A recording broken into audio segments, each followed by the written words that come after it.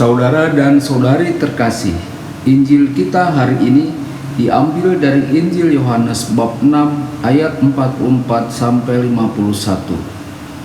Di rumah ibadat di Kapernaum, Yesus berkata kepada orang banyak, "Tidak ada seorang pun yang dapat datang kepadaku, jikalau ia tidak ditarik oleh Bapa yang mengutus aku, dan ia akan kubangkitkan pada akhir zaman.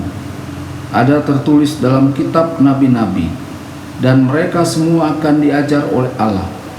Dan setiap orang yang telah mendengar dan menerima pengajaran dari Bapa datang kepadaku. Hal itu tidak berarti bahwa ada orang yang telah melihat Bapa. Hanya Dia yang datang dari Allah, Dialah yang telah melihat Bapa. Aku berkata kepadamu, sesungguhnya siapa saja percaya, ia mempunyai hidup yang kekal. Akulah roti hidup. Nenek moyangmu telah makan mana di padang gurun, dan mereka telah mati. Inilah roti yang turun dari surga. Siapa saja makan daripadanya, ia tidak akan mati. Akulah roti hidup yang telah turun dari surga. Jikalau seorang makan dari roti ini, ia akan hidup selama-lamanya. Dan roti yang kuberikan itu ialah dagingku, yang akan kuberikan untuk hidup dunia. Berbahagialah orang yang mendengarkan sabda Tuhan dan tekun melaksanakannya. Sabdamu adalah jalan, kebenaran dan hidup kami."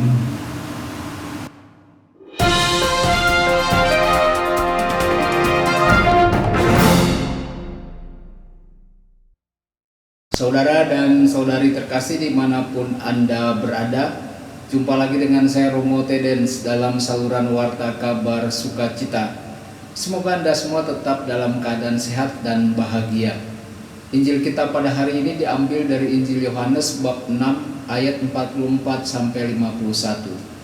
Saudara dan saudari, dalam renungan kali ini kita mohon Tuhan Yesus menolong diri kita agar diri kita lebih menghargai anugerah Tuhan Yesus dalam Ekaristi Kudus. Anugerah dari Bapa yang penuh kasih. Bapa adalah orang yang mengutus Yesus dan yang akan menarik jiwa-jiwa kepadanya.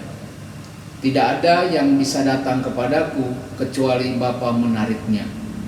Jadi orang-orang yang mendengar perkataan Kristus dan tertarik kepadanya, hari itu melakukannya karena anugerah iman dari Bapa. Saudara dan saudari, jika kita hari ini memiliki iman kepada Kristus, itu berarti juga merupakan pemberian dari Bapa yang ingin menarik kita kepada putranya.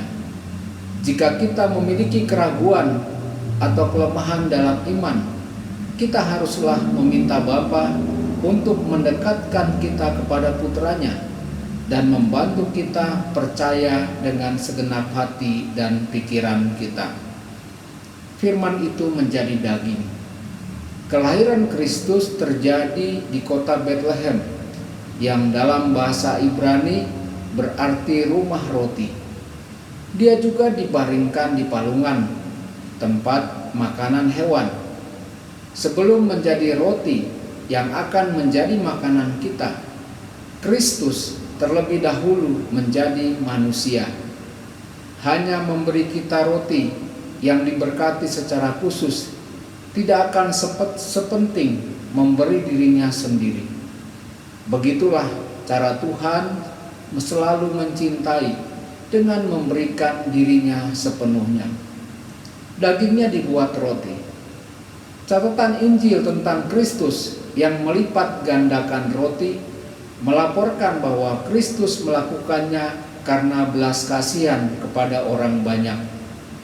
Aku memiliki belas kasihan kepada orang banyak, karena mereka telah bersamaku sekarang selama 3 hari dan tidak punya apa-apa untuk dimakan. Aku tidak ingin menyuruh mereka pergi dalam keadaan lapar, karena mereka akan pingsan dalam perjalanan. Saudara dan saudari yang terkasih, belas kasih yang sama menggerakkan Kristus untuk memberikan dirinya sebagai roti bagi kita dalam Ekaristi Kudus. Dia tidak ingin kita mati karena kekurangan makanan rohani. Kristus dengan sikap rendah hati yang paling besar menjadi manusia seperti kita dan sama dalam segala hal dengan kita kecuali dalam hal dosa. Tetapi dengan sikap kerendahan hati, Kristus turun lebih jauh lagi untuk menjadi makanan rohani kita. Saudara dan saudari, semoga kita menerima Kristus dalam Ekaristi dengan rasa syukur dan menyadari sepenuhnya kehadirannya yang penuh kasih. Tuhan Yesus memberkati dan menyertai Anda semua. Sabda Allah adalah kebenaran. Sabda Allah adalah kehidupan. Mari kita mencintainya, mari kita menghayatinya. Ya Tuhan yang ku muliakan,